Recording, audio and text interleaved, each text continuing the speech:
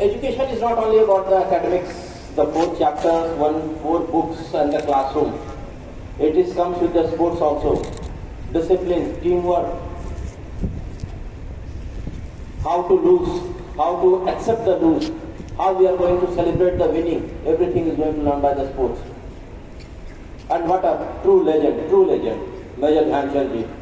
There is no comparison.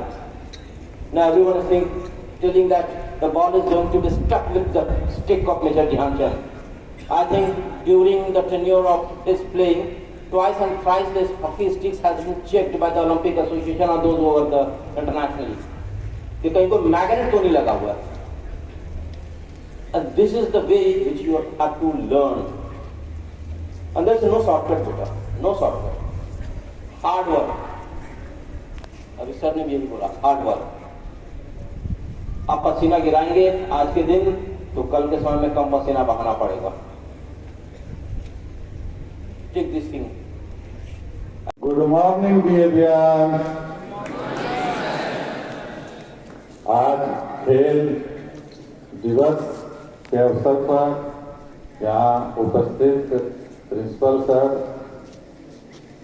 और सभी शिक्षकगण, special guest हमारे अतिथि आशीष झा जी, पीएससी के सेक्रेटरी, नवीन शर्मा जी, ओलंपिक एसोसिएशन के ट्रेजरर, प्रकाश भारद्वाज जी और तमाम यहाँ के स्टूडेंट्स, डीएवी के गौरव, आज खेल दिवस के अवसर पर सबको हमारी ओर से बहुत बहुत बधाई और शुभकामनाएं.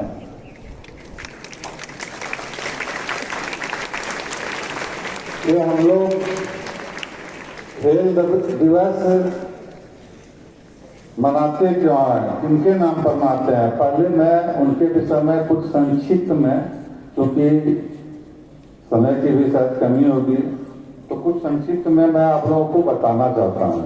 ये मेजर ध्यानचंद जी महान हॉकी खिलाड़ी, उनके जन्मदिन के अवसर पर ये मनाया जाता है. मेजर ध्यानचंद जी का जन्म प्रयागराज में 1900 आज के दिन 29 मई 1905 को हुआ था. वो एक मध्यम वर्गीय वैश्य परिवार में उनका जन्म हुआ था. उनको ये बात आप लोगों के लिए नोट करने का है कि उनको खेल से कोई मतलब नहीं था. 16 साल तक की उम्र में उन्होंने दिल्ली में ब्राह्मण रेजिमेंट ज्वाइन किया, सेना ज्वाइन किया. मेजर तिवारी उनके अंडर में, और वो मतलब वो 1922 में ही मेजर तिवारी ने इनको प्रेरित किया कि तुम हॉकी खेलो, हॉकी की प्रैक्टिस करो. उन्हीं के देखरेख में इन्होंने हॉकी खेलना शुरू किया 22 से, और 28 में जो है इन्होंने भारतीय टीम का एम्स्टर्डम ओलंपिक में प्रतिनिधित्व किया, और वहां उन्होंने 14 गोल किए 5 मैचों में. सोचिए, जो बचपन से नहीं खेला और अपने लीडर के कहने पर उनके प्रशिक्षण में, उनके देखरेख में हॉकी खेलना शुरू किया. और उसके बाद में 6 साल के बाद वो भारतीय टीम का हिस्सा थे एम्स्टर्डम में, और उन्होंने 5 मैचों में 14 गोल किया और भारत को गोल्ड मेडल मिला पहला. दूसरा था 1925 में लॉस एंजल्स, वहां पर 24-1 से अमेरिका को मात दी फाइनल में, और उसमें मेजर ध्यानचंद और इनके भाई रूप सिंह ने मिलकर 18 गोल किए. 24 में से 18 गोल इन दोनों भाइयों ने किया, और वहां भी गोल्ड मेडल दिलाया और भारत को गौरवान्वित किया. उसके बाद इनका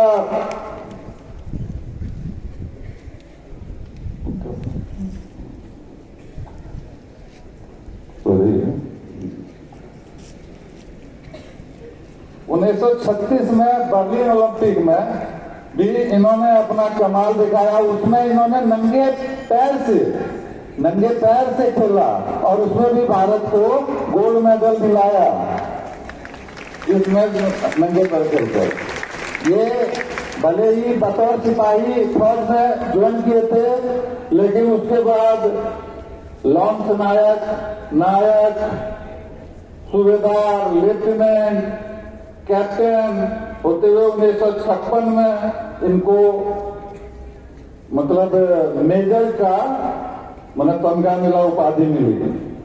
34 साल तक सेवाएं इन्होंने सेना में दिया और खेल के साथ साथ सेना का अपना ड्यूटी के साथ साथ खेल में भी ये भारत को गोल्ड मेडल दिलाते रहे और भारत को गौरवान्वित कराते रहे।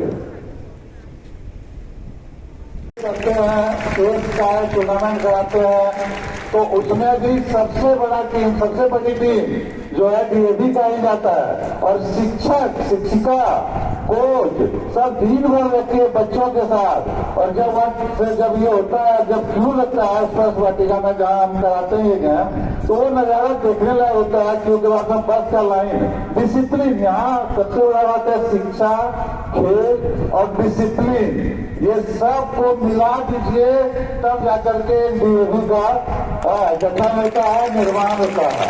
तो आप लोगों को बहुत शुभकामनाएं, और आप लोगों को उज्जवल भविष्य के लिए मैं बाबा बैद्यनाथ से, ईश्वर से कामना करता हूं। अभी आप लोग तैयारी कर दीजिए। 22 से 24 नवंबर तक में हमारा 4th स्कूल ओलंपिक गेम होगा। प्रिंसिपल सर से भी मैं रिक्वेस्ट करता हूं कि विशेष रूप से सर आगे करवाइए। और